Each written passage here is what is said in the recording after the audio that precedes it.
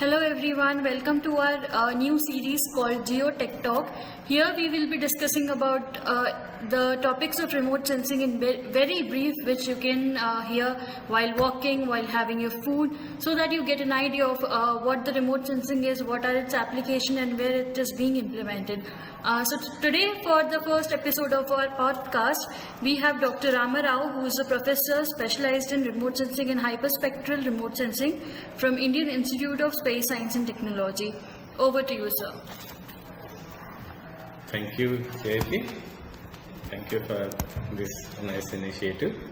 I would like to give you a very brief thing on this hyperspectral remote sensing.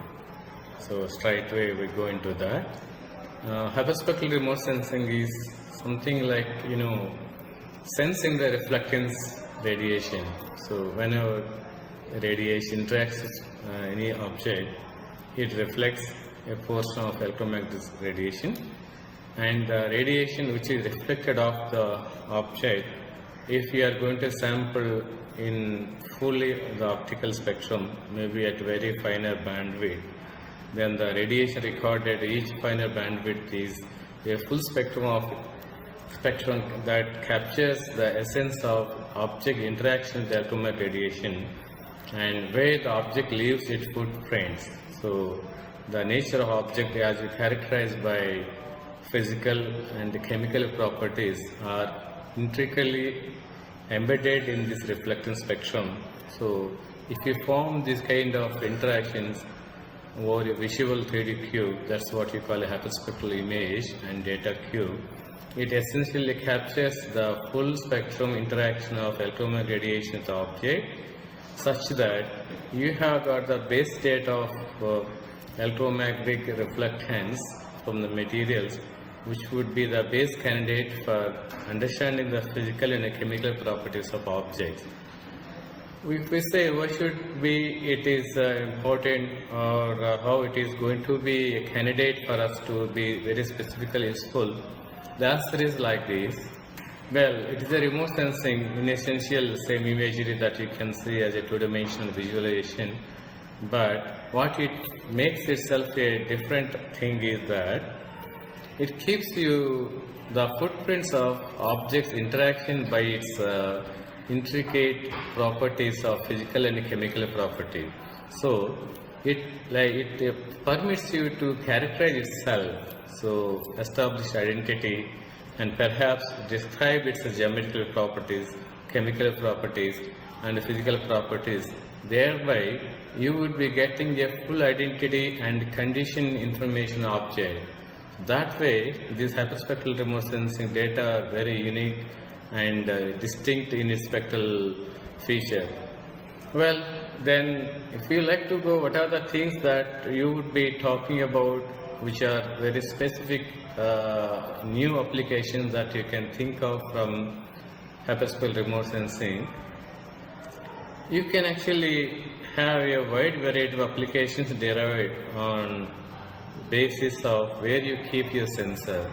So in essential, if you are going to keep your hyperspectral imagery, let's say image sensor indoors, that indoors can be a hospital, a pharmaceutical laboratory, a food processing industry, or something like very peculiar thing, even the law enforcement.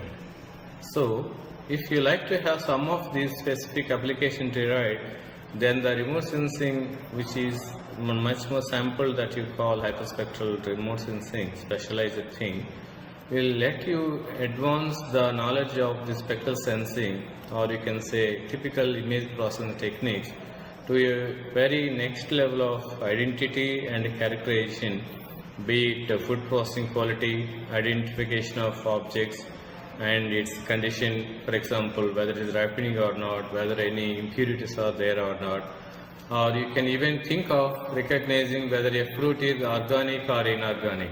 So that way you can see. Similarly, you can actually have an idea of whether a very specific painting, artist painting, can be a genuine piece of art or it is a fake. That also can be potentially established with this kind of hyperspectral remote sensing. And then coming onto the land, particularly if you do go on the outdoor, then you can have 2-3 types of variations, wherein one you can put on the ground terrestrial platform. You can perhaps put on, let's say, a drone, an aircraft, or even a satellite. So that way it lets you to think of identification of many things and its characterization down to its physical and chemical composition.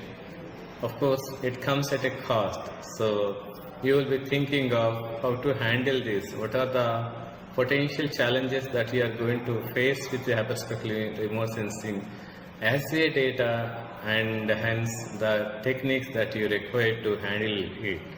So obviously it's a full requirement of mathematical understanding of this data and how would you represent it, and how would you be making its unique representation such that there is no duplicacy and you are not struggling up with the huge volumes of data. And then how are you going to use this knowledge which is not explicit but intrinsic? So how do you be exploiting the knowledge which is imprinted as spectral interactions, but you need an explicit information which establishes something like a visualization of condition. So which requires you to think radically in terms of the methods, algorithms, and perhaps computations which would be processing, handling, and unraveling the mysteries of the spectral footprints to the fore, and thereby you will be able to use this hyperspectral remote sensing as a typical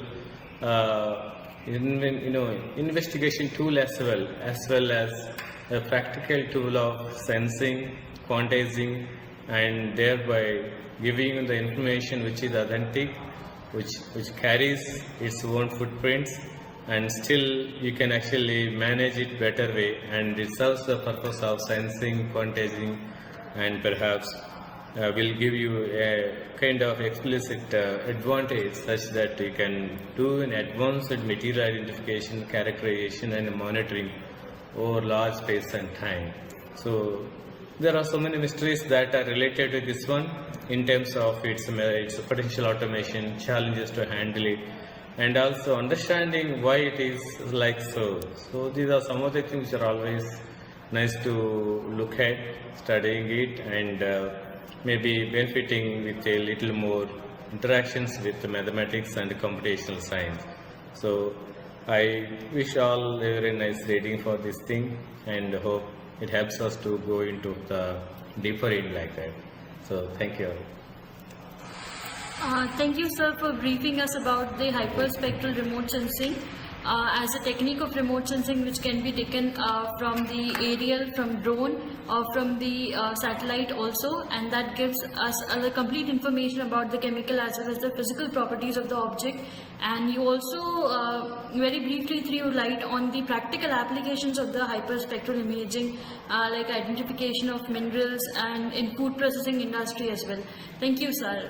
Soon we will be coming up with more recent and up-to-date topics on the remote sensing. Keep updated with us. Thanks for watching.